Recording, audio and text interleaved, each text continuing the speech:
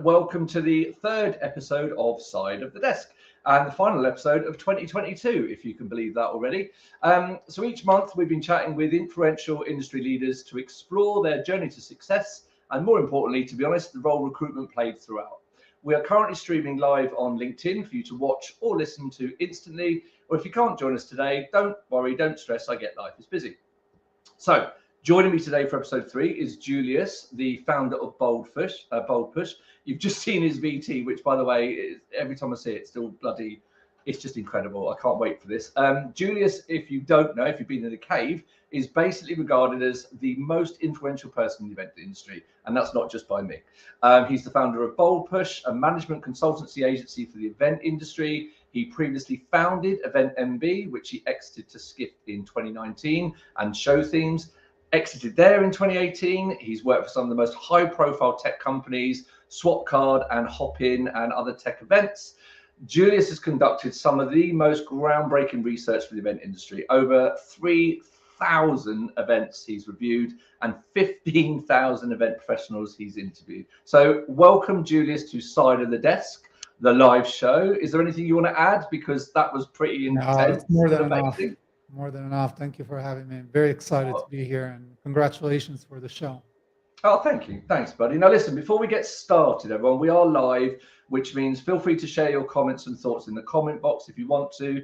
Introduce yourself. Let us know where you are in the world, that sort of thing. Just me comments for me, please. Like very, very sort of outrageous ones. Please. Yeah, no, the tougher, the more different, the better, basically. Let's I'm happy with that. So listen, before we crack on then, I think we just worked out, I'm in Brighton, for those of you that know me, you know I'm in Brighton, but Julius, you're in Vegas, aren't you? That's where you are. When did you, I can't remember, have you always been in Vegas, or was that a new thing? No, I'm Italian originally, and then I've been around.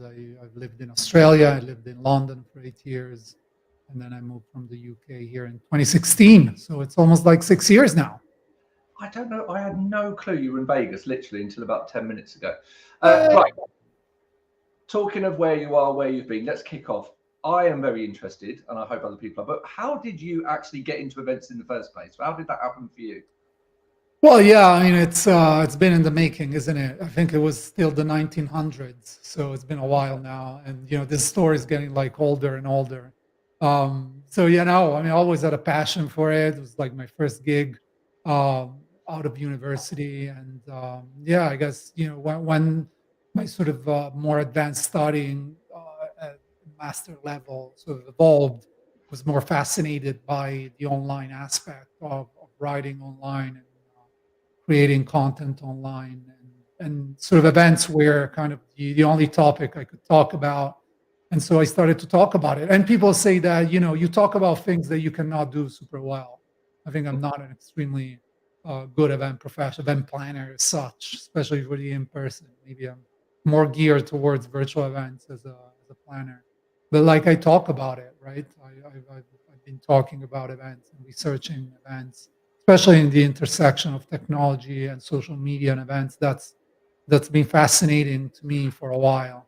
And we're in a very probably the most sort of consequential time right now for social media. I guess this started with for me as a passion with Twitter and Facebook and the like. So that old, right? So right now we're probably at the end of that sort of Web 2 era. So it's a very interesting time for sure. We'll talk about that later, but as you know from our Twitter conversations previously, I have different opinions too on that, but that might just because I'm a bit thick with it, but we'll catch up with that later. That's really interesting. You said before, you must be the only person I know in the industry, apart from the most recent people coming in, who actually came straight from university. Most people say, oh, I fell into events. It was just, so did you study events or related at university, then come into it, or was it? Oh, no, I always planned events when I was younger. Obviously, I don't count it as official experience in events, but like always been invested in it since high school. I was like doing stuff with friends and like on a more organized base as well. Like always had a passion for it. But yeah, my official role was out of uni as a marketing person in pharma, back in Italy. So yeah, it was that for me. And then yeah, I guess the rest is history. I didn't work for a long time in that position. Always be more interested in the marketing aspect of it rather than the planning side of it. So yeah, probably I consider myself more an event marketer than an event planner as such. But again, we're talking more than 20 years ago. So different lives have happened in the meanwhile. So yeah, but that's I guess how it started. It is honestly, I can't tell, especially in the UK, the events industry itself, as you know, a lot of the problems we've had UK wise is really elevating it to a career of choice and trying to catch people early doors. So do you think there's a difference? This was US, or you said Australia earlier. Where was it you came straight from university, sorry? So I did my university in Italy, actually, even though it was like an English-speaking university. And my first gig was out of university in Italy as well. So then I moved to Australia for 2004, something like that. Yeah, to do my MBA, and then I moved to London in 2008. And actually, I was applying for jobs for very entry-level jobs in 2008 in the events industry.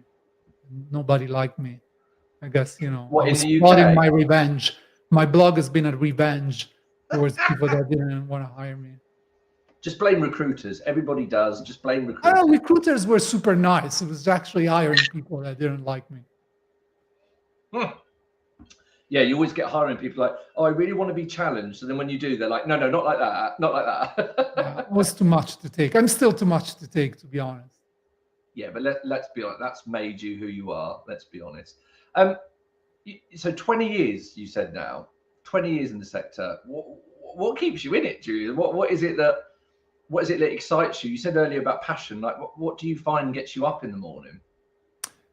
It's interesting. I think I don't know anything else like in my life. Like, that's what it is. I wish I knew more than this, but like literally I spent a lot of time thinking about the topics that we talk about every day in the events industry. I've researched them. I wrote about it. I hired people writing for me about it. We've done research. We've done books. I spoke at events. So, I spent, and obviously I built relationships as well.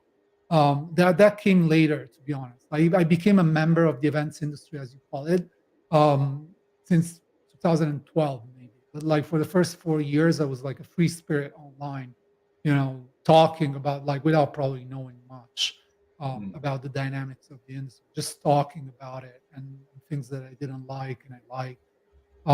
So yeah, but to answer your question, it's more, that's what I do. That's the topic that I can talk about for hours. Like, if you have me sit here, we can talk hours and hours about, I don't know, inclusion, or why should we not drink alcohol, or is it the metaverse the next thing? Like, I love these things. Like, I can talk about it for hours. And so it's one of those things also that, especially if you're writing about something, today they're called content creators, if you're one of those, like you literally have to have a passion for it, like to find also something that it's interesting for others to read and recognize as valuable, right?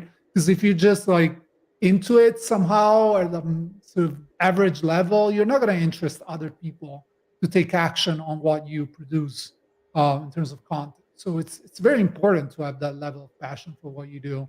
And to me, it's like, yeah, even in the more official jobs that I've had post EventMB, I've been the person within the company that knows a lot about this, right?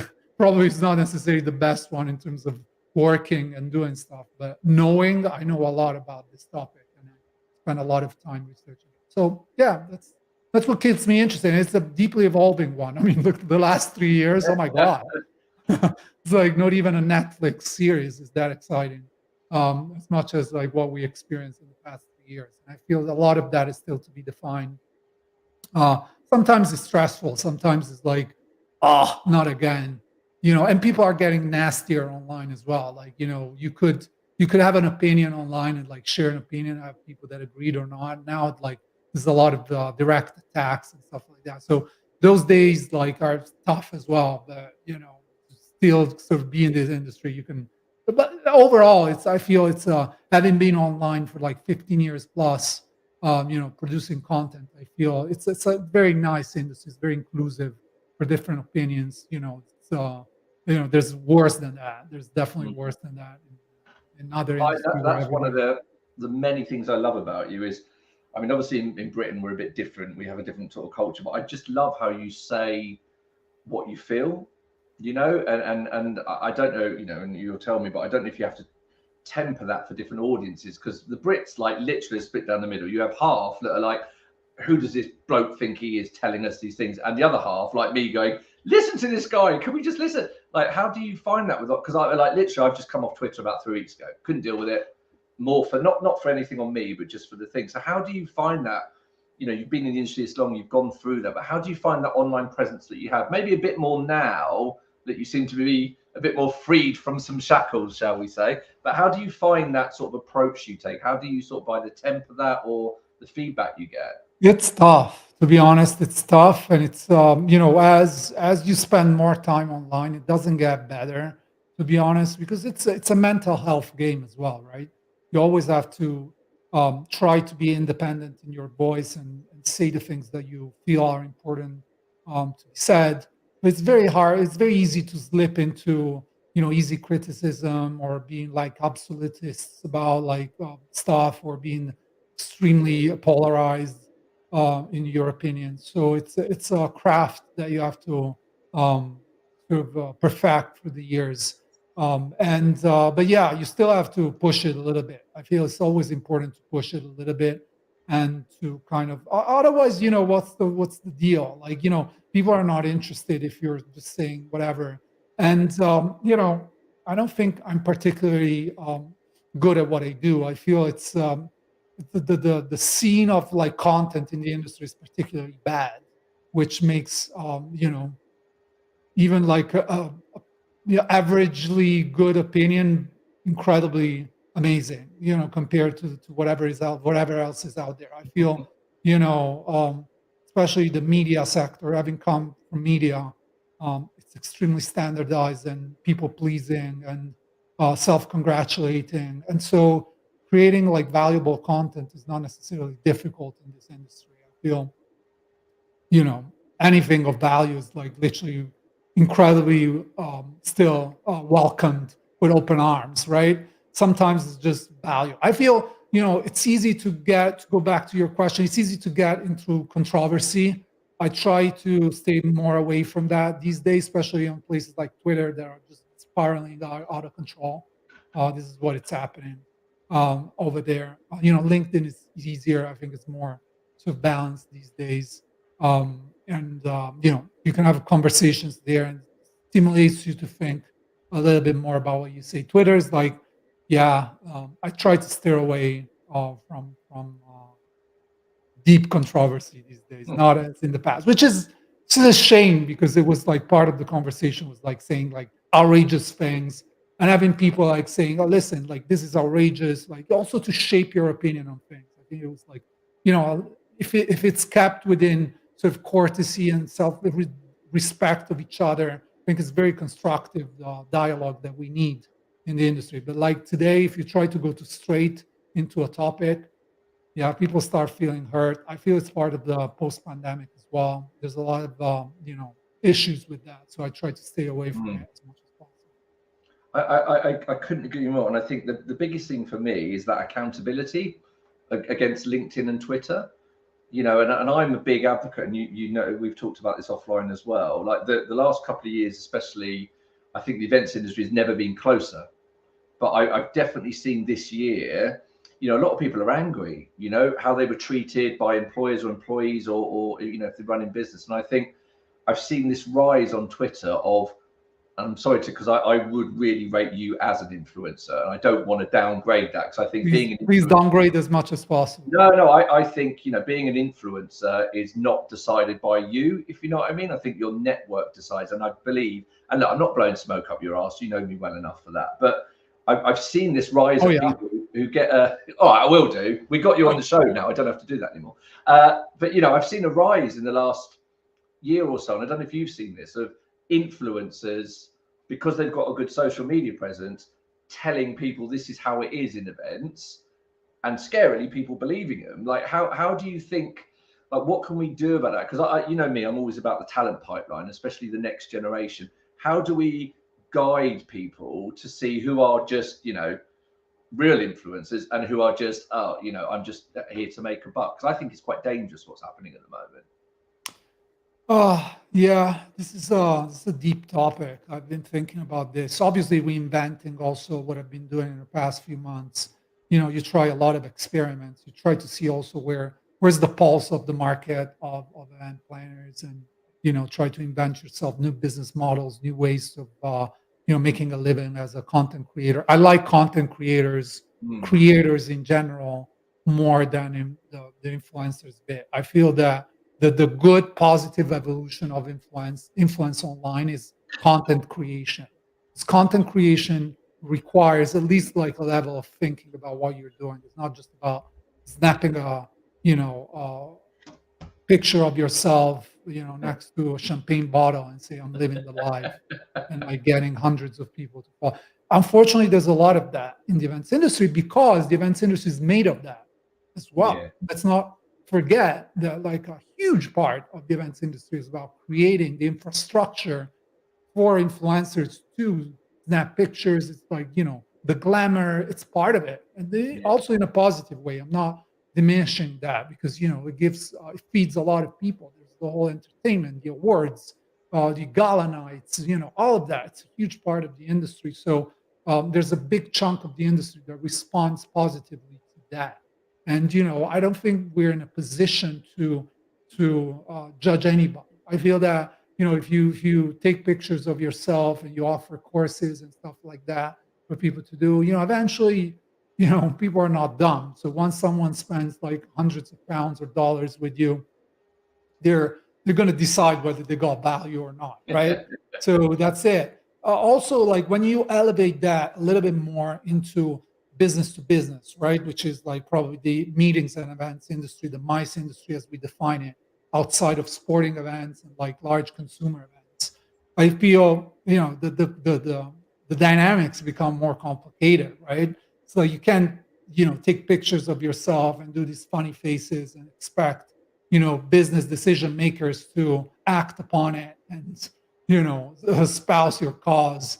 You know, there's going to be more than that. And so creating that substance is going to be important. You know, it's also part of the reason why I started charging for my content, also to create the difference in the market for some of the content, at least not all of it, but some of it, it's charged at a very high price, because, you know, I want to create a difference. I want to tell the market, listen, you can get free crap, and you can get good free crap, and you can get paid for crap.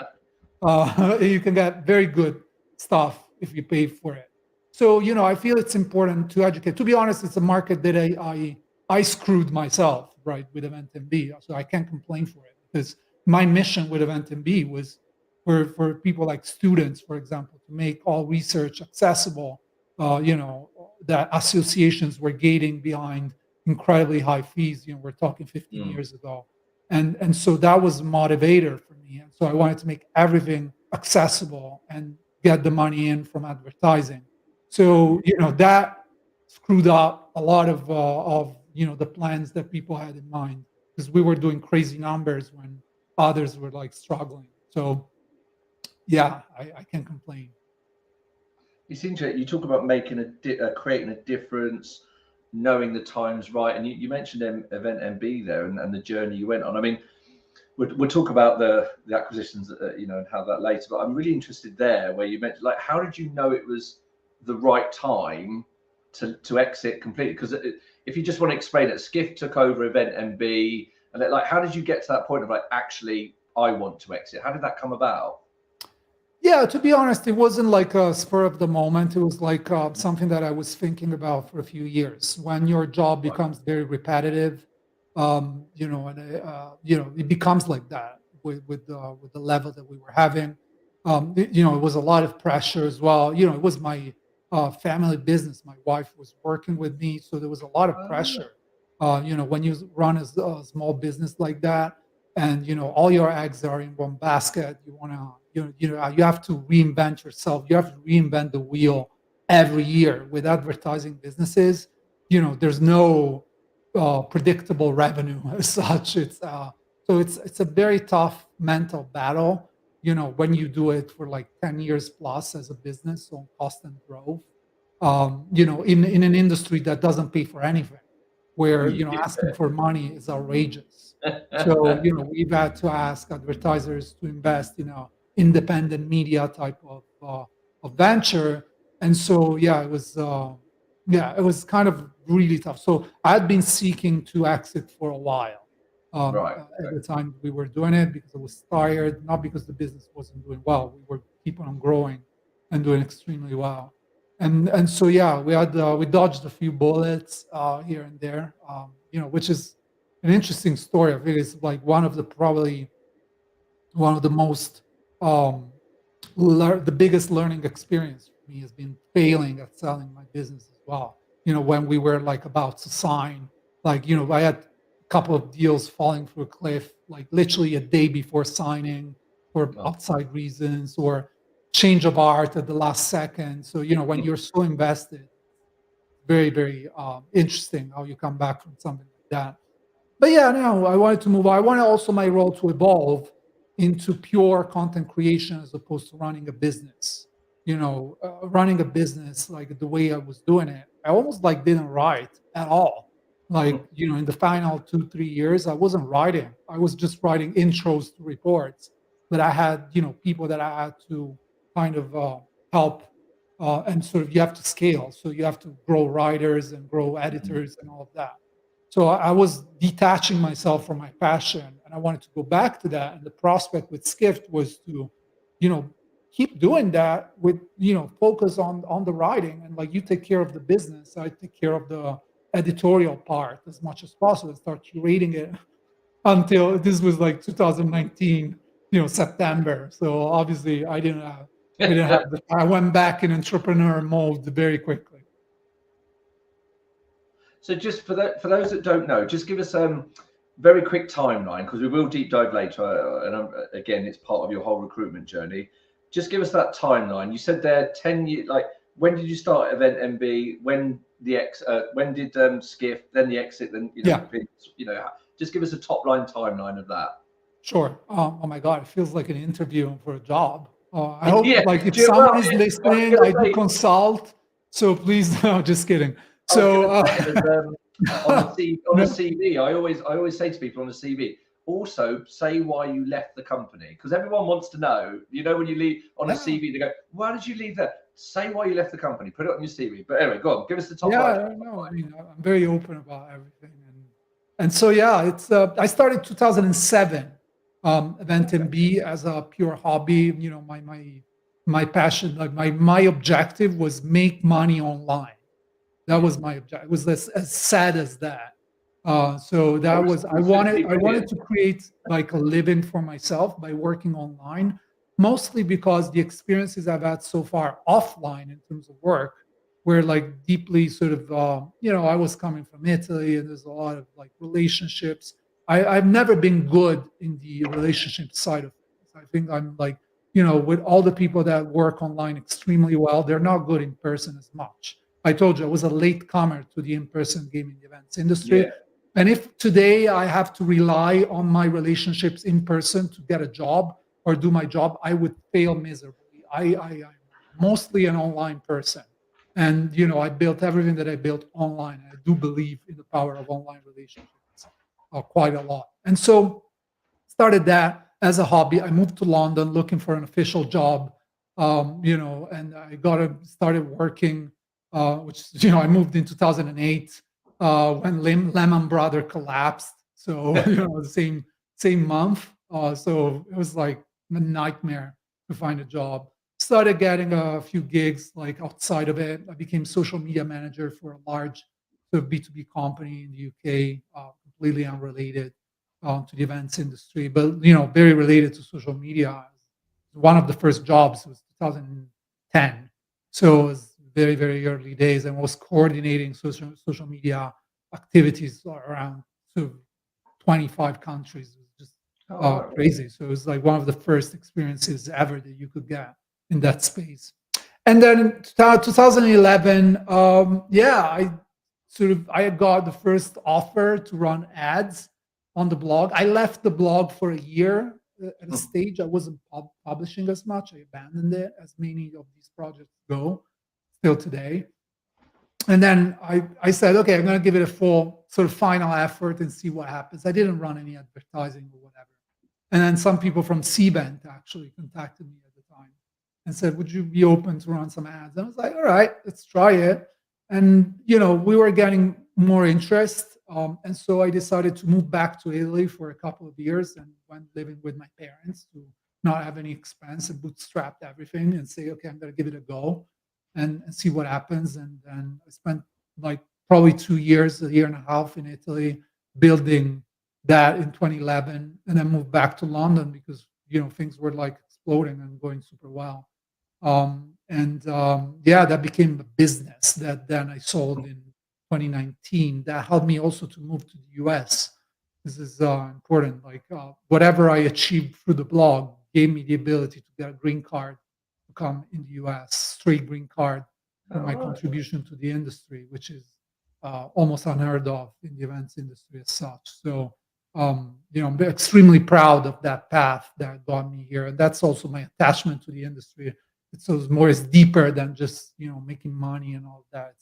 It's a life-changing experience for me. And so, I sold that in 2019 and worked. In the meanwhile, I started a side business as well, which I sold as well. And it's been interesting journey. So before you got into EventMB, what was your sort of experience of recruitment and the job hunting before you did that then? Because it's quite a big thing to just suddenly go, I'm going to build an online business. Because it's back then, like now, people would be like, well, yeah, there's loads of businesses online that make money, but that was quite a different thing. And by the way, I'm not saying, it was a million years ago, but it was quite an unusual sort of step. So what were you doing before? Like, what was your job, not career wise, but what was your experience of job hunting and recruitment to take you to that decision? So my job hunting experience has been extremely unsuccessful. I've been extremely horrible at getting a job for myself with, regular. I think I still suck at interviews and things like that. The last 2 jobs that I've had, I did interviews, but like they were interviews coming from a different perspective, like from someone when you're wanted, almost headhunted, right? It's not like when you actually need a job and need to find a job. I don't think I'm good at that because I had never had a traditional path. That's also important to understand. There's probably skills that I don't have in general. I'm not a good salesperson in general. I can't sell anything, like one-to-one. I'm probably good at selling concepts and ideas to masses, but not myself to anybody or even my business. I've worked with other people to help me sell my business because like I'm not good at that. I almost like come from a place of inferiority in a two. I always talk myself down. I don't overhype myself for what I do. I had to learn to do it as part of a public persona, but it's not something that I believe in it. And obviously people can see that, also, I don't fit the general rules. And that also after a while, you're like, okay, but I have to provide for my family. I have a growing family, and that's, and then you move abroad as well. So, you have to be self-sufficient. And so, I figure it out. I figure it out for myself. And I thought, if I don't fit, the current sort of establishment, I have to find another way. And, the internet has been, that's also like my attachment to technology in general. It's very rooted in the fact that, the internet, technology and all of that literally provided for me. Because if it was for like the general outsider, I would be in a completely different place right good or bad, but definitely different from where I am today. So yeah, I decided to. So I failed in London. I sent hundreds of CVs, resumes, at all the events because I had this experience a little bit, and I had previous experience. I worked for Natuzzi in Italy, which is like one of the largest, manufacturers of furniture worldwide. And I worked in their comms department, which is like very. So I had some experience. I had previous experience in events. Not that I was coming from zero, but yeah, it wasn't going super well. And so yeah, I decided to make a move for myself. And social media was helping me a little bit in I did get a job for a B2B company, so I was getting better. I started to get it a little bit. I was taken advantage of, like people like I remember like my first gig that I got in London was like a contract gig. I don't know the names or whatever. I was living in relatively zone 2 in London, right? So central. I was paid £1,000 a month. £1,000 a month. It's like literally like, you're going down. Like there's no like you're not making a living. That's like, travel costs, isn't it? You're losing money, like literally. And the first job that I got, I was living in London, like the official job that I got in this company. I was in London. I was commuting to Oxford, from West London to Oxford, which is like a 2.5 hours travel commute. I had to take a train, a bus again, and then walk for like 15, 20 minutes to get there. Under the snow, in January. I will never forget that. I was like doing that. I was waking up at 4 a.m. in the morning and travel to Oxford and then coming back at 7 p.m. at night. So for a few months, for several months actually, until I moved to Oxford and I bought a car and I was able to but yeah, I hustled a lot. Yeah. Do you know what? I think it's really important. There's a couple of things you mentioned in there. Obviously, all of it was important, but a lot about this show is also to help people into the industry, to sort of see it. But you mentioned there about interviewing, and it's one of my biggest bugbears, both for an employer and a job seeker, that so much pressure is put on an interview when you're not a professional interviewee, and most people at interview aren't professional interviewers. Yet we put all this pressure on. You get half hour on a virtual now or an hour face to face, and people make decisions on how you are, which I think is wrong. The second thing you said is about the applications, sending out 100 applications. Now, I'm a big advocate of, look, don't do that. That's a mental health thing now. Like that's just. Oh, yeah.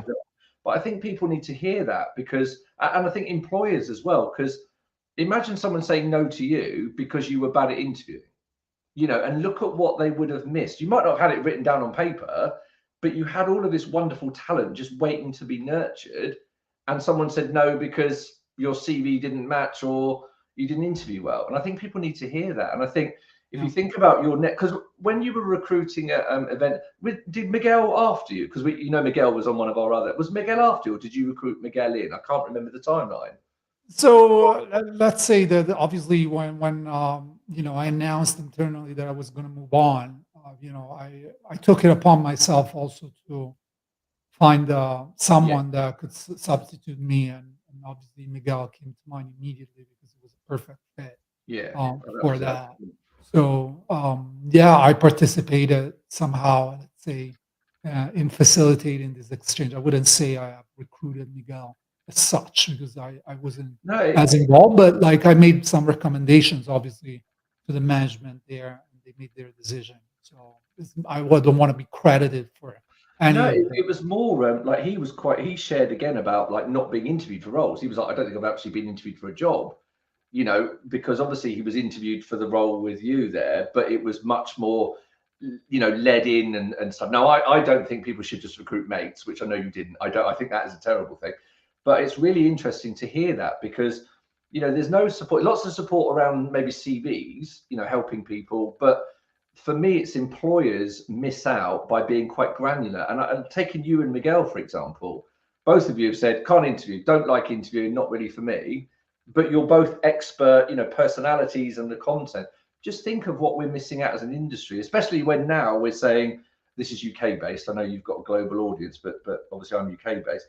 we've got a talent shortage, or where are all the people? Well, let's just open our eyes a little bit. Let's just think a bit differently. We could be missing the next Julius or Miguel because we're focusing here. I mean, like when you've been recruiting, how did recruitment come to you? What would you really look as being why you recruited people, in all your careers, in all your sorry. Listen, this is a touchy subject for me, because I feel also like going through whatever has happened in the past 2-3 years, and all the topics that started to arise, and mental health, and the whatever, quiet quitting, and burnouts, and all these topics. I feel how I probably have been part of the problem in the past as well, in terms of my hiring and the way I would sort of look for people, always with the best intentions. I don't think I've never been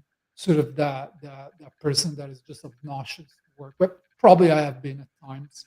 I feel that when you run your own business and everything is bootstrapped, you're trying to make a living, right? It's like it's the same thing as sending 100 applications. Why would you do that? You do that because you're desperate. You're like, I need to pay the rent. Like literally, this is what is happening. Like this, and like to me, I found myself in this progression that sounds amazingly inspiring of selling. There's been times where things were incredibly difficult. When you have a family, when you move country, when you have to support everything, you have to literally you can't afford more. Like you can't afford. And so like we almost had, I work almost exclusively with freelancers, or not almost exclusively with freelancers for the 10 years of EventMB. We didn't hire anybody. We didn't have the capability to hire everybody. To run a business like that in the industry that we have, with no funding, no nothing, no knowing, like you either are extremely lean. In fact, like when we were pitching the business, people wouldn't believe that we would do 25 articles a week with like 3 people, right? 2 writers, and an editor, and myself. That was it. And we would do 25 articles a week, right? I've been in editorial teams of 17 people that would do 6 articles in 6 months, right? Oh yeah, trust me. And so I never quite understood that. I've been extremely lucky to have people that joined us. Some people, like, we never clicked, right? We started with a week, with freelancers, you have that opportunity to test each other as well. I think it's a test for both. I've always positioned it like that. This is, I've always also been clear. Sometimes I had to offer jobs to people in Europe working for us in Pacific time in the US. And there's a 9 hours gap. And that's like incredibly difficult for some people. And so I'm very open and upfront. I learned to be extremely open and transparent from the get-go, in terms of saying, like, not sugarcoating anything, not promising anything, not saying this can lead to something. Zero. This is what it is. Yeah. This is what the pay is. If you're able to do this and make it work for you, great. If you feel this is an abuse of power or whatever, I'm sorry, but this is what I can afford. And this is how I can grow. I probably should have studied more, how to be fairer to people. But like, you literally, when you're building the ship as you're sort of going with it, it's very difficult to me. Yeah. That's why business fail, and many, many times. And so I had to rely on tools like, freelancers networks for the sort of more ongoing stuff, Upwork and stuff like that, to get help in other countries where what I was offering was actually a good salary, right? Yeah. And through the years, I was also able to up the salary to something that people could live with. And I never said to anybody, like, this is the only thing that you do. If you want to do other things on the side, as long as you guarantee me that this is the outcome that we're going to have, do whatever you got to do. I had Becky Cross, who was my deputy editor for years. Now she's at university. She was running an event planning agency while she was doing an editor for EventMB. I don't know, to be honest. Like, thinking back, she's been incredible. on running too. I was like in awe of their sort of organizing skills and having to keep up with me because obviously, as an editor, you have to be sketchy. You have to move from one thing. And, you experience that on social. You can imagine on a personal level, right? It's not easy to deal with creativity all the time. And when you're running the business, things go down. There's stress. There's stress that gets, shared within the team, within the small team. It's inevitable. So I learned a lot through the years. I got better. I got more appreciative. For me, the sort of the signal from the word, let's put it this way, that I kind of I became better in this sense when I left Swapcard, and they made they made a sort of a surprise call to sort of say goodbye, and people were crying, and they sent me something. I was like, oh my God, must have done something right. I was 5 months with them, and so still we had a very deep relationship. I still have a deep relationship with a lot of the people there. It was a very great team to work with. So I got better for the years, but at the beginning, I think I was obnoxious. I was not very fair. I have to be real with that. With the fact that it was a learning experience for me. I didn't have any background in it. I studied some HR during my MBA, but one thing is to study. One thing is like when you have to pay the bills and make like a living. It's like that's the other thing. When you hire one person as member of the team, a new person, member of the small freelancing team that counts on that work, and you become responsible for the others as well. You feel this responsibility. And so if the person is not performing as well as the others, you're like, I'm sorry, we need to move on. So I had to learn to say that to a lot of people as well, because either we go at the same pace or we're not going anywhere here. So yeah.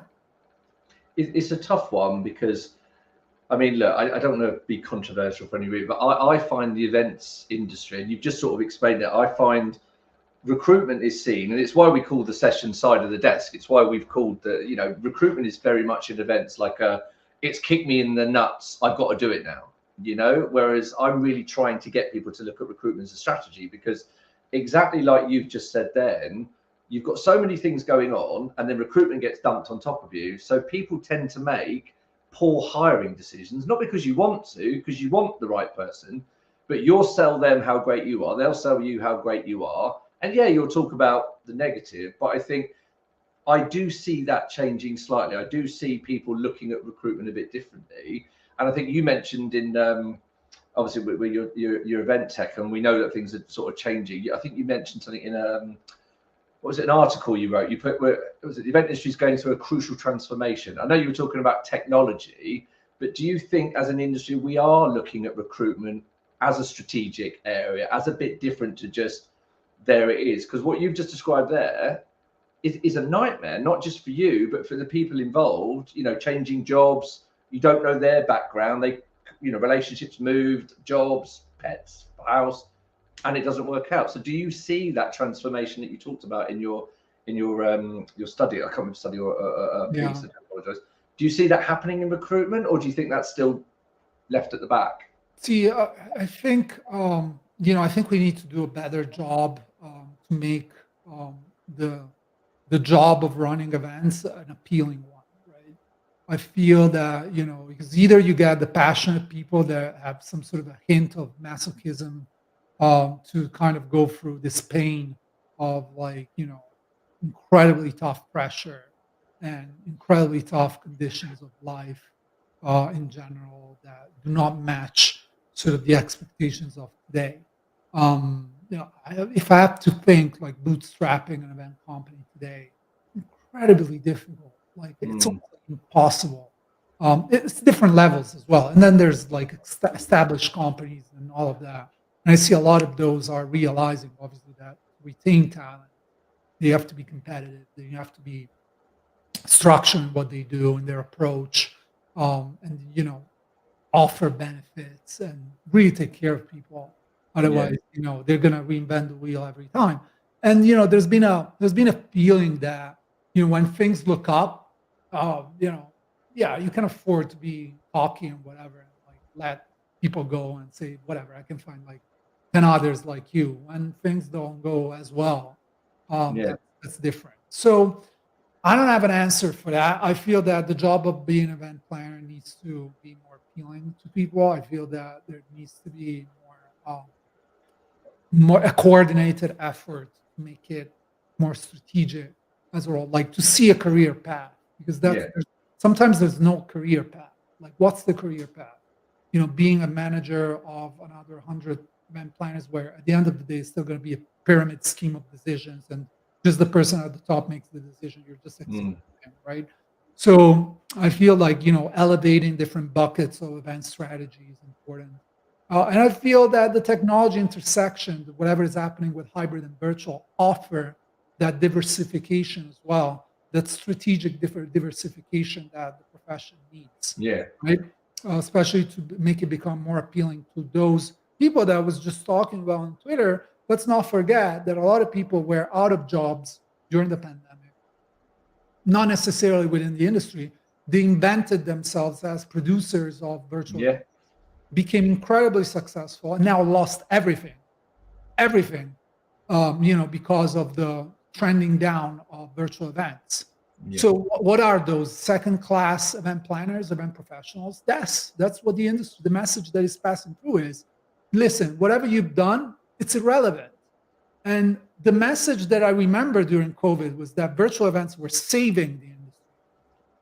That's what I remember, that everybody was saying that.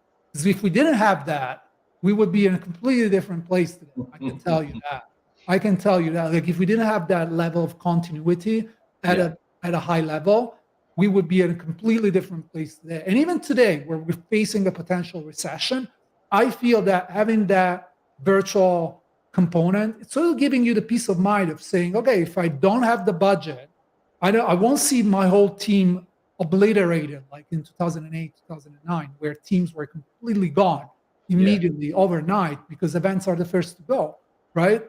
So now we have more tools. So I feel we should be a little bit more, remembering a little bit more what really happened. And trust me, I do remember that very well.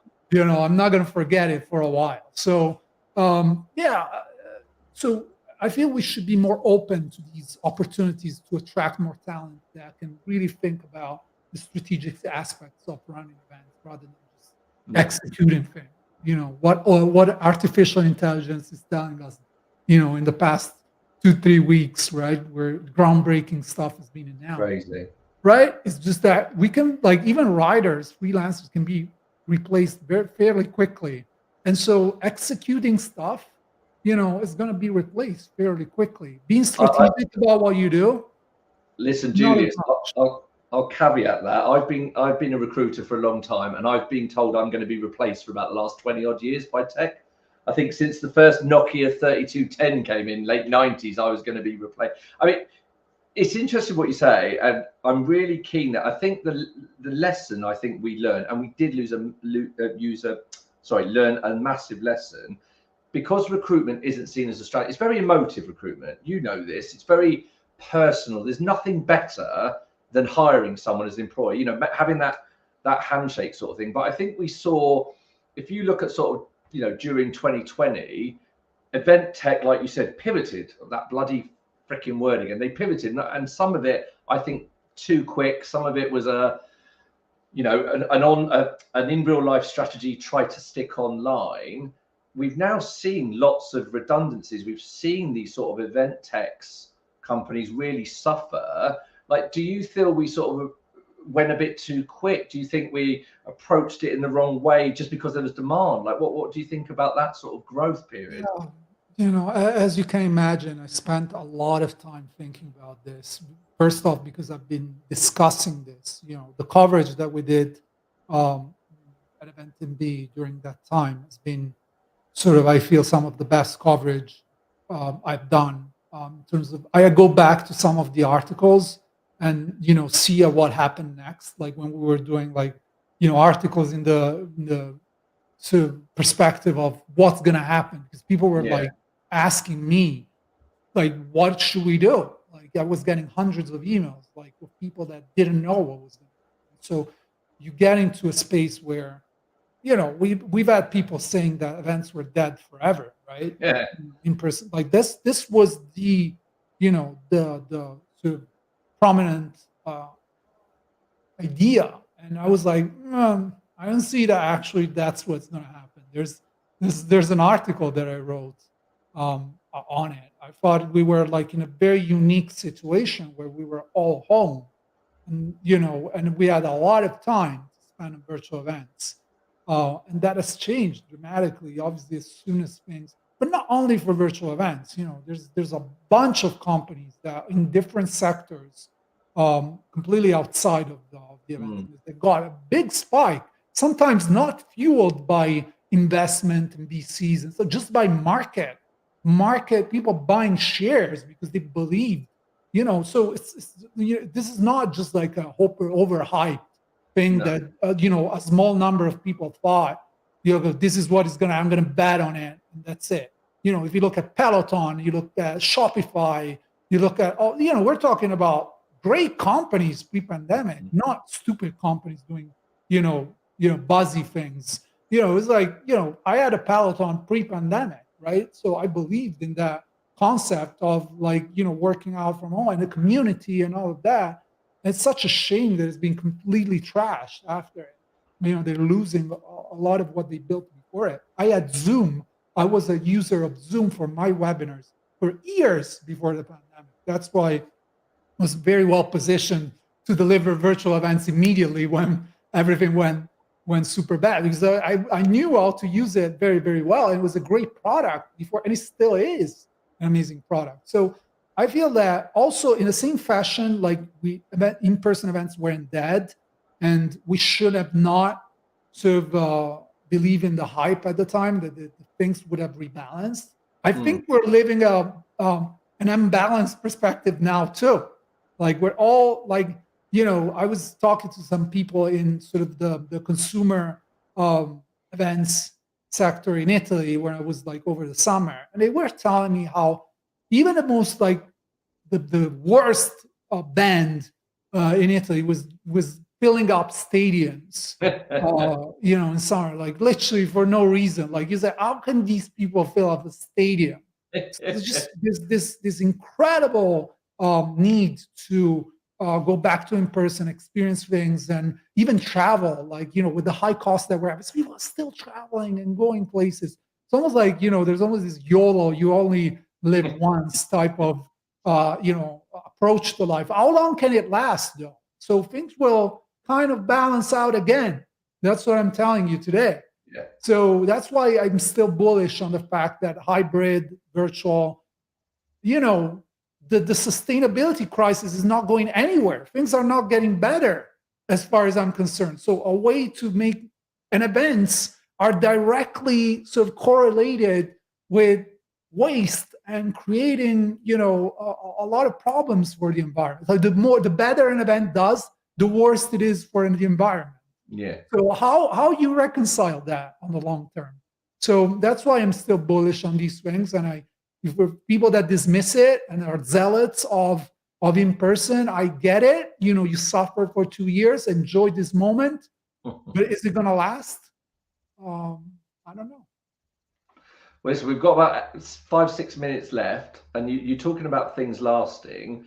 Obviously, this year you founded Boldpush, which is very different to what you've done previously, and I think you've alluded quite a lot to that content. But taking your journey again, like what was your decision? Because there's a lot of people that have set up businesses during the pandemic. I think one of the events industry is one of the largest growing areas of people setting up businesses, and we've seen that from solopreneurs to people running 5, 6, 7 companies now. But from your point of view, what was the decision-making process like? What made you decide actually I want to bring up this consultancy as a company? What took you down that path?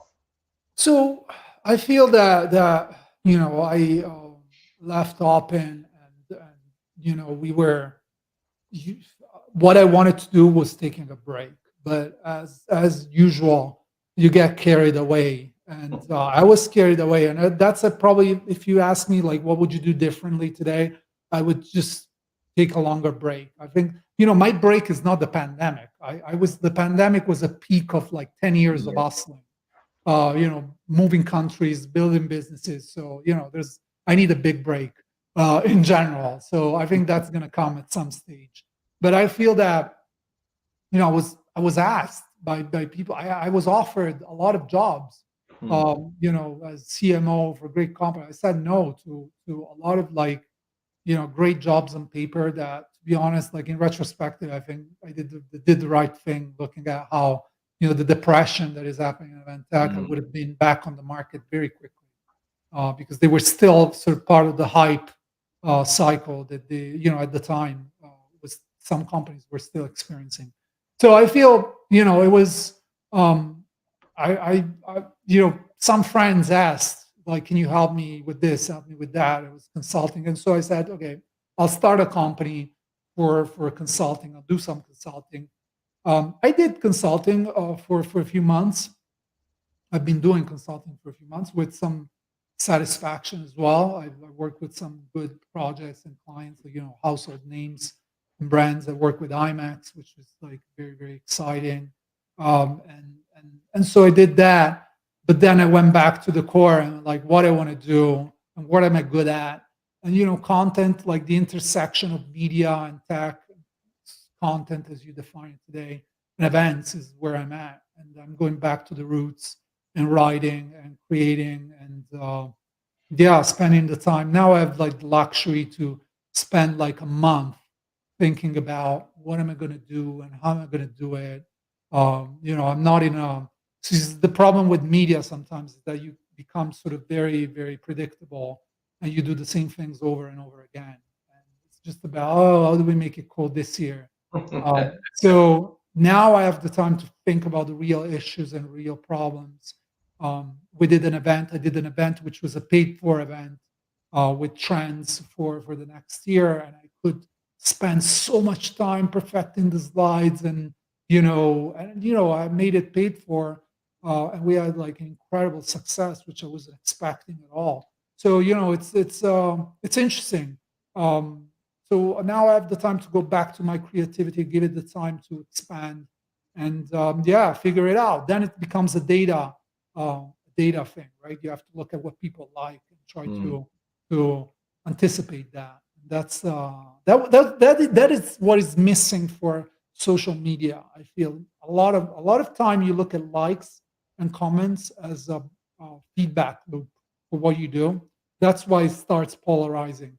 If you look at like views and like a more sort of in-depth analytics perspective, I think you would do social media completely different. And so I'm building. Now we're building what I call the fastest growing newsletter in the events industry. We literally moved from 500 people to 700 in a week, which was crazy. So people are liking, obviously, that content. I send one email a week with some insights. I'm creating free resources. I just shared the deck last week on how every company's transition to media companies, even events, especially events companies. And so I shared that deck for free for people to check it out. I'm preparing my next one, which is going to be about growth marketing for events in January. So I'm working on that right now, and it's going to be a resource. I'm not going to share more about that, and an event about it. Exciting times. Do you know, it's so refreshing hearing you talking about a break, because I tried to take quite a few positives from the pandemic, and I think one of them is mental health, that we're all quite comfortable talking about that now. And actually, sorry, I'll scratch that, because I think we've been comfortable talking about it, but people now do something about it. And I think that break thing, you're so right. I mean, imagine a recruiter in the events industry when we were in lockdown. I had no business. I had a year of nothing, and then the last 2 years, I've absolutely, been flat out to try to get back to where I was, which I'm going into next year finally ahead of where I was. But you're right. You sit there and go. I look after my son every Monday and have done for like 4 or 5 years. The older ones moved on now and the younger ones there. And I still feel guilty about that, but I remember during the pandemic, I had some real, won't go into them now, but some real dark times, thinking, what am I going to do? What am I going to do? There was nothing. And you're right, that sort of community. But I was at a fast forward event recently, Faye Sharp's Fast Forward 15, the female mentoring. Yeah. And all these wonderful women are talking about, and I've done this and I've done that. And I'm sat there sort of thinking, shit, I've done nothing in my life. Like, I'm 46. But we're just pushed, aren't we, as event people? We're pushed to like constantly keep going. Because if you stop, you think you're not working, don't you? So it's great hearing you talking about that. I mean, how do you think, like, what would your advice be for people? Because we've always, especially UK, we've always heralded the industry as like, work hard, play hard, 70 hours a week is standard. And, but then you can go and get pissed and it's all great, which thankfully is changing or has changed. What advice can you give people? What would you say to people about the industry? How would you get the next lot of talent in? Because we do hear about how hard we work a lot. So what would your advice be for maybe employers as well, actually, Julius, to be honest? Yeah. As I said, I mean, we need to make this job. I was following Martin Fuller, right? Marty. Evolution of like the campaigning that is doing to get the government in the UK to recognize the profession. I can't remember the specifics, but like I welcome that type of campaigning, right? I think we have to move away from the I love the solidarity aspect of community, but like we need to get into the business aspect of community. I learned that a lot here in the US, where lobbying is normal and things like that like happen for a reason. Like things happen at a business level because people want them to happen. They don't just happen because it's America and it's like living the dream. Like people make that happen. Sometimes what I was frustrated a lot. I spent 8 years in the UK as a events industry in the UK, and like how this whole concept of everything is free and everything is the events industry. I mean, nothing is paid for, and we don't pay speakers. Like it has a ripple effect on the size of what the industry in the UK could be if there was, with the level. Because this is something that I think about all the time. Like the UK is the top of the events industry. It's not like if you think like in Forma and UBM and like all these incredible companies that started in the UK. The biggest event in the event industry, IMAX, is the UK. Reed is in the UK. Like, you know what I mean? Like RX, all these companies, like when you think about large events, like I was just thinking about the Queen Jubilee and funeral, like the way it's planned, this incredible display of professionalism from the Brits. And I feel that so underselling the events industry in the UK, that's a problem as well. Like we need to move out from the schemes of, that speaker, that person, whatever, free. And then there's like the usual 5-6 people that turn up at every event. Like let's hug each other and let's keep doing this low level of business. I think we need to elevate the level of business to something where people are making money with it. They're being extremely successful with it, becoming millionaires with it. Absolutely, why not? Otherwise, like, what are we doing here? Like, what is the plan of this? Is it just about self sort of harm? What is it for a job that I could get anywhere else and be paid twice as much and do half the work? Because like, I feel that the talent, I'm deeply respectful for the talent pool that we have, from the professionalism that these people have like responsibility of lives. This is not easy stuff to do. So I'm very respectful of that. I wish we could do more as an industry to advocate more for events. This conception that you still feel in some companies that, you see these people that go and plan events, without any background. Like, you see the CMOs, the CEOs say, "Oh, let's do an event there." What? Why are you even like interjecting in this? Like, we have to set up boundaries as well within the company. I saw an event tech company making kudoing a marketing team that operated out of a CEO that decided we do an event, and they were celebrating this marketing team that rallied and made it happen. I was like, no, this is nothing to celebrate. This is like the exact reason why event planners suffer, from imposter syndrome and all these crazy stuff that is happening. It's exactly this reason, because there's a decision at the top that we need to do an event and go and execute it. No, So if you, as a company, you care about growing your recruitment team, your corporate, you're an event planning team, your event planning company, like you have to detach these pyramids of decisions where there's decision from the top and people have to execute, and elevate event professionals as strategists of connection. That's what we are. We connect people, and there's no other tool that can do it, regardless the medium, whether it's in person, online, hybrid. We connect people, and that doesn't happen online, unfortunately. It's very monodirectional. So we are very needed right now in this day and age. The interesting bit, the bit that jumped out to me was the word respectful. And you're right. I think the UK doesn't get it. You know, for those of you that don't know the UK, we have something called a SIC code, an SIC code. You probably, you know, it's basically a code you put on your financial accounts to say you're in a certain area. You know, so if you're an events industry, you have SIC code 123. It goes into the thing, so the government can put a report and go, how many events companies and how much. We never had that. Hospitality had one, but events was like dumped side, you know, it was just an event, you know, and I think it was a great thing with the pandemic in a way. It shone a light on, do you know, we're a 90 billion or 100 billion industry. That's without the travel bit in the UK. But the respectful bit is event profs still see themselves as that service function. You know, they still sort of put themselves as, you know, I've been in events a long time. I'm a recruiter, and it's only been the last year when clients have said to me, well, you know, will you bring your rates down? And it's only been last year I've said, like, why would I bring my rates down?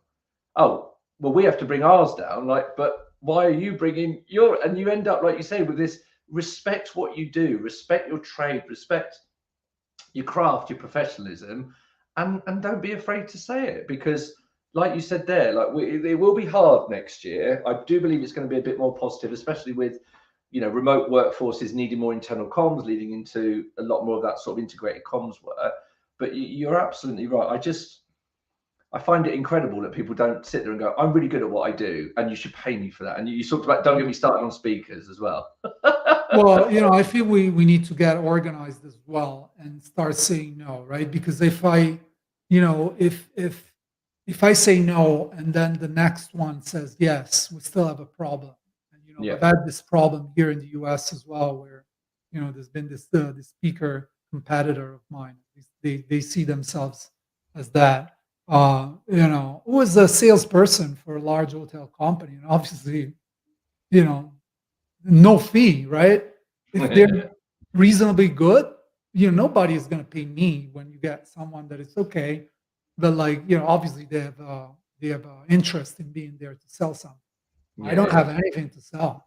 Like, you know, whenever you call me, that's why, like, you know, when people ask me to speak, I'm like, either you pay me or, like, I'm gonna lose. You know, usually these people that you have here on your audience, not you, but like these events, they know me, or I know how to reach them. I don't need to come to your event to reach them. So if you believe in the content that I put, you have to pay for it. And other people have to start to say no. Other event planners have to start to say no to jobs that underpay and, like, and they have to call people out. I think they have to start saying it out loud. Like, this company has done this to me. You know, we don't say that as professionals. We're always, like, you know, always embracing, always hospitable, amicable, and then the stress goes on us eventually. I feel so. Yeah, we need to let it go. I'm just glad that I pulled on our relationship from years ago to get you for free today. You're my last one for the year. I'm not accepting any. I promised you, and we're friends, and I wanted to do it, but, like, I've had a number of requests for podcasts. People are going to see me now on this and say, "What? Then what happened?" I'm saying it. I'm sorry. I need to focus on my business. I need to work on my content creation for the people that believe in me. That's my primary concern. I also asked the GPT OpenAI chat to write to me a polite answer to turn down speaking engagements, free speaking engagements. So, you know, that's what I have to do, because then I'm discounting my content and the people that pay for my content if I'm spending the time for something else. So I have to make that equation. So either there's, you know, personal satisfaction in me for doing that, which is this case, obviously, But in some other cases, I'm like, I'm sorry, I'm not just going to be part of your marketing whatever campaign and have my Yeah. name on it because high five, you can expose me to 20 people. There should be some sort of flow chart. I think you'd be the one that get away with it, but it says like, will you pay for, like, we pay for travel and accommodation? Yes. And then you move to the next one. It says, will you pay me to speak? No. And then it's another one says, ask that question again and don't come back to me until you say yes. You know, Yes. and just hand that out to people. Here's my flow chart. You don't have to email me anymore. This is my flow chart. Yeah. To be honest, and I feel even those events in the events industry, we've had conversations about this in the past. You know, they're rethinking that. You know, they are rethinking that approach to unpaid speakers and, like, you know, having that's part of a big part of the events industry today. Yeah. Seen as this big exposure activity that it's not. It's not. I never got anything. I never got zero business-wise from speaking at any event in 15 years of speaking experience across. I spoke in like 25 countries. I got zero. Like, nobody approached me after an event and said, "Oh, I'm going to close an advertising deal with you." Probably once has happened, but like zero. Like, you can't pay the rent you can't pay the mortgage with exposure, can you? Because I'm not good at that. I have to be realistic with me. Some people, you know, they close a lot of business. Good, keep doing that. Doing it for free. I mean, can I tell you? No, I agree. Right, so we need to stop right now. I could talk to you for hours. 2 questions in one. What do you think is the most exciting thing happening in the sector now? And then what advice would you have for others to get into our sector? So what's the most exciting thing going on? If you talk about AI, metaverse, data, or anything, I'm gone, because you know that's over my head, but you're the man to speak to. But what do you really think? Like, is it AI, metaverse? Is that a real thing for a start? But what do you think is the most exciting thing in the sector?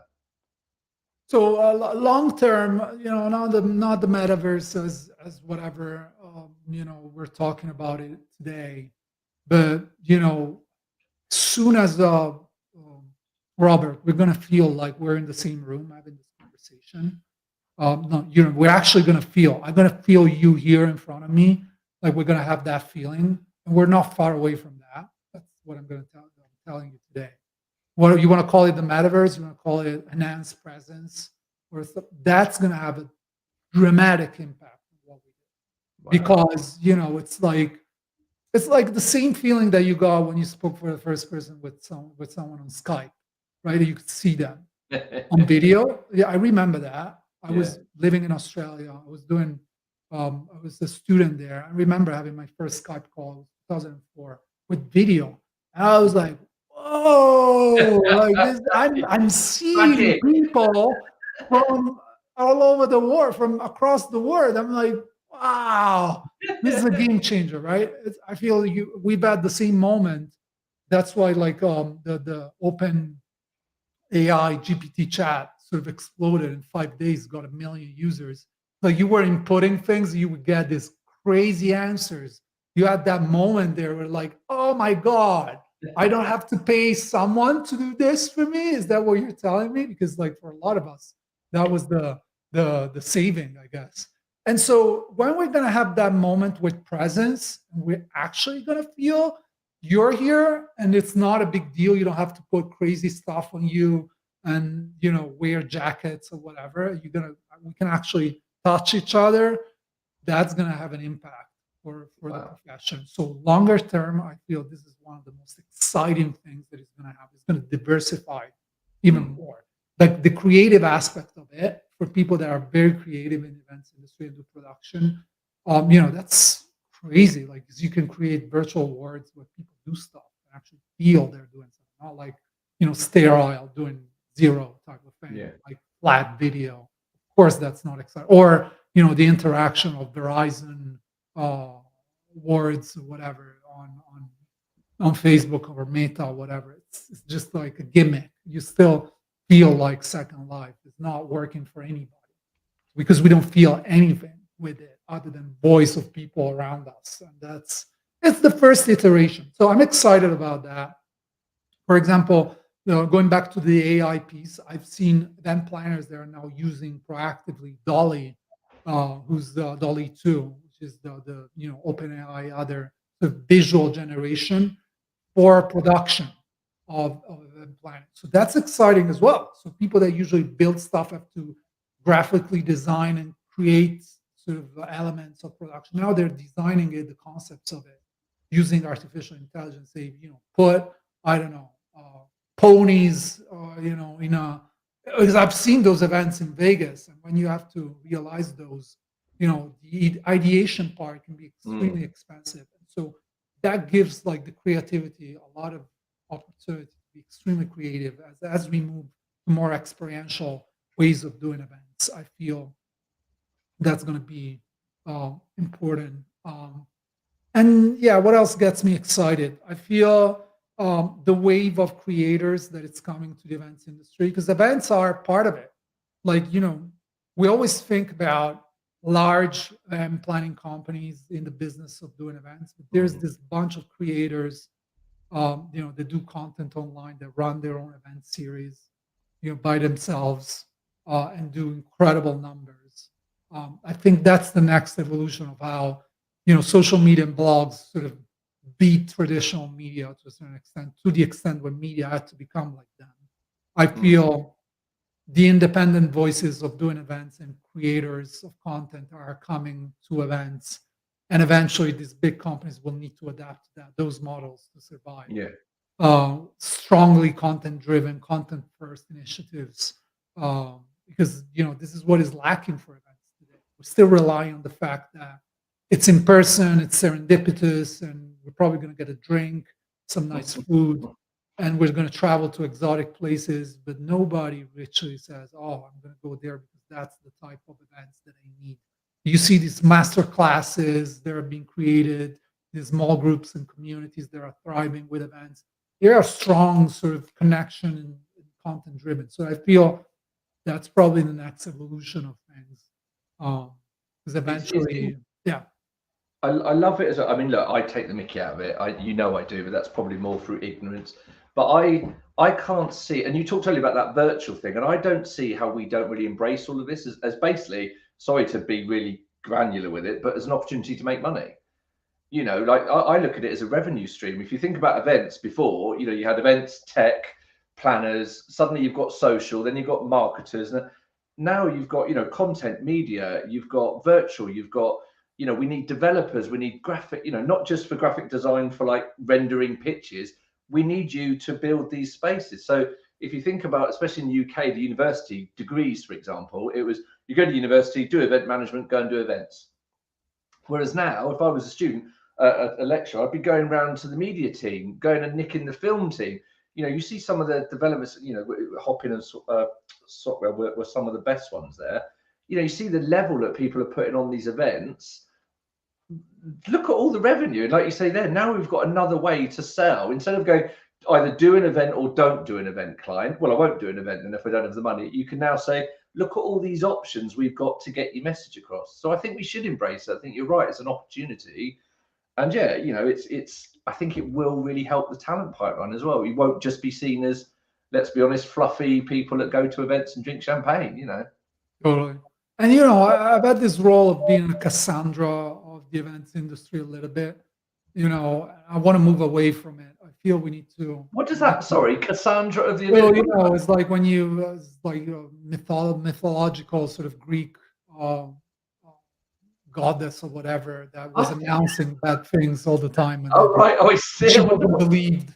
So that's sort of way of sort of predicting the future in a sense. But like, I never predicted anything. Whenever they invited me to the predictions of what is going to happen, I bought a fake crystal ball to almost make fun of them as well when they would ask me about what's the prediction. I never made predictions. I've been right. I would say I went back and analyzed the past 10 years of event trends that I've done, and I can see back. They're all there and available. I saw how I've been 80% accurate in most trends, mostly because I've been looking at the data and analysis. And this is not a huge industry, so once you have some data points and you follow the right people and you see things happen, you know how to interpret that in terms of the impact that it's going to have. Yeah. And so I was telling people before the pandemic, listen, a big crisis of sorts is going to happen. I was presenting on this in 2019. I remember reading it, yeah. There's going to be a big crisis at some stage. And those people that are technologically savvy, these were my words, are going to have an edge, because that is going to be the way forward. Somehow tech is going to have something to do with it. And I keep on saying it today.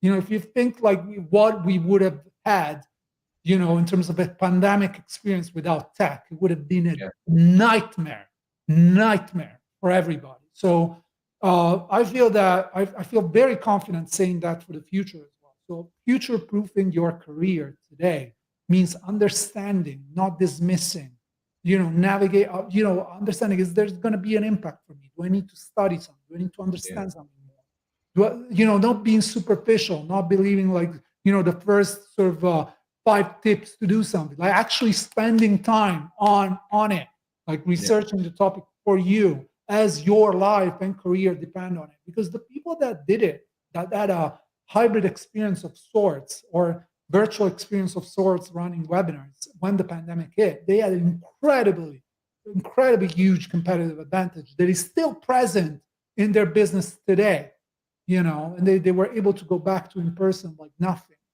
it's still incredibly successful. So that's how, and it was like a very small, tiny percentage of people. Others went through swings. So I feel it's important, if you want to keep things balanced, to keep yourself abreast of whatever's going on and make decisions for yourself, dismiss stuff and say, I don't believe in this, whatever. I don't believe in NFTs as much, if you ask me. I don't see it. There's something missing for me in terms of value, right? Yeah. That's why people are still trying to convince people on Web3 and NFTs. And then all of a sudden, 1 million people in 5 days join OpenAI, ChatGPT, because you get it immediately. What's the value for you? So, I feel that when the present stuff is going to hit you, like immediately, and that someone is going to show up out of nowhere, like this OpenAI thing out of nowhere. Like maybe if you've been following it, like super nerdy stuff, but like for the rest of us, it was out of nowhere. And you try it and you're like, what the hell? Like, once you're going to have that moment for presence, then either you're ready for it or you're going to start sort of catching up with others. Yeah. No, that's brilliant. And that feels like a very natural end, some nice positivity. Now, we do have a load of questions, but obviously with time, I'm going to get them sent. Julius, if you've got time, and I appreciate you doing this gratis, if you've got time, great. If not, don't mind. Here. We'll try and get them sent. Anywhere. I'll get them sent to you and we'll answer them because people want to know. Now, before I end, I nicked this idea from, I did a podcast recently. Is there anything you want to ask me? You don't have to, by the way, but I stole this idea from a podcast I did recently. They said, is there anything you want to ask me? Because you know me as well. Yeah. I want to ask you, what is the most common reason why people are not getting a job today? Not getting jobs. They're not getting a job. Why, and I obviously, we talked about something like that. There's some, but like, I'm sure you've developed like through the years, like, gut feeling of like, oh, this person is doing that thing and that's not going to work. And you maybe try to help them, you maybe try to make it work, but it's not going to work. Yeah. So I feel like being open about these things is like incredibly important today for a lot of people that are struggling and they're, so, as much as you say this is like the top of, the moment, I see a lot of people that are turning green on LinkedIn in the events industry. And they're like, keep on looking for a job for months and months and months. And they're still unsuccessful with it. They still keep on missing out on the opportunity. And yeah, if you can share anything about that, would be great. Yeah, and to be honest, it goes back to what you said earlier about 100 CVs. The biggest reason job seekers don't get jobs is they're applying for the wrong ones.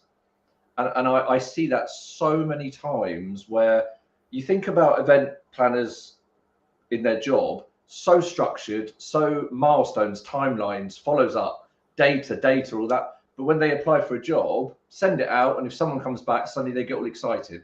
But they end up just going for the job because it was the one that came back to them, if that makes sense. So for me, if you're a job seeker looking, spend 80% of your job seeking time researching before you apply, because you only need one job. You know, you only need to apply for one job and it's the right one, because if you can see it, then they'll see it. But that's honestly biggest thing for me is people just applying for jobs that they're not right for. And obviously the flip side of that is employers asking for completely unrealistic expectations. But yeah, as a job seeker, it would be, you shouldn't, do you really want that job if you got it, or are you actually qualified to do that? Yeah. You know, there's a difference. You said about being a hand model. I could want to be a model. I could apply to be a model. Doesn't mean I can do it, you know. Is there do you have a follow-up question here? Are there any trends of specialization or sort of being more vertical that you see emerging in sort of very specific jobs that are kind of coming out? Is it hybrid events? Is it anything that you're seeing there? Also to give like an opportunity. So I feel that also like in finding that right job, sometimes it's just not feeling yourself recognized in the market, right? And like maybe there's not a good job for me yet, right? Because I experienced that with social media when in 2009 there were no social media jobs. There was like just like a tiny mention of it, but I wanted to be a social media manager. So the market wasn't ready for that. Do you see there's something popping up that people may say, okay, it's not as sexy. Remember my research and select business is for directors and C-suite, and it's not as sexy as like the next thing, but I'm seeing a massive shift towards leaders of people, but now managers, because the events industry has a lot of leaders. You know, you're a leader, I'm a leader. I can tell you for a start, I am a freaking manager. I hate managing people. Never done it before, but I hate it. But the events industry now is crying out, because of the disparate workforce and everybody's remote, people that can actually motivate people when they're not in the room. That is like absolute gold dust. Like people that can, you know, we all say we can lead teams of people, but if you're applying for jobs being a client services director or a head of department, if you're not talking about, you know, developing, retaining and growing teams rather than just recruiting, you're missing a trick, because that's what people want next year. And I'm seeing lots of people moving around at the moment because people are crying out for that. Real proper, good old fashioned managers. And I know that sounds really old school, but that's so interesting how, you know, there's a gap in education as well, or content, you know, make me feel, I go back immediately to like, how can I turn this into something valuable content wise for the industry in terms of like, for career paths as well, people that are looking for a job. I feel it's important for them to say, okay, how can I study to become a better sort of manager of people? What experience can I get in the meanwhile while I apply for jobs that can help me to sort of manage remote teams or get the knowledge of such, which is like a new knowledge as well, right? With remote teams management, like not something that. Oh God, yeah, and that's tech. That links into tech as well. Listen, I could talk to you for ages. Right, Julius, thank you so much for that. That was honestly absolutely amazing, and I'm so grateful you did that. Thank you so very much. You've shared. Congrats for when you do it, Robert, and for not like you know, staying quiet when you don't see things that are not going the right way. We need more voices like that in the industry, and be almost like a, you know, collective of people that just don't take things for what they are. Even if they ask the extra question with the idea of being obnoxious, still like want to ask. And so thank you for having that role. We need more people like that. Oh, thanks. And, congrats for all you do and for being so successful.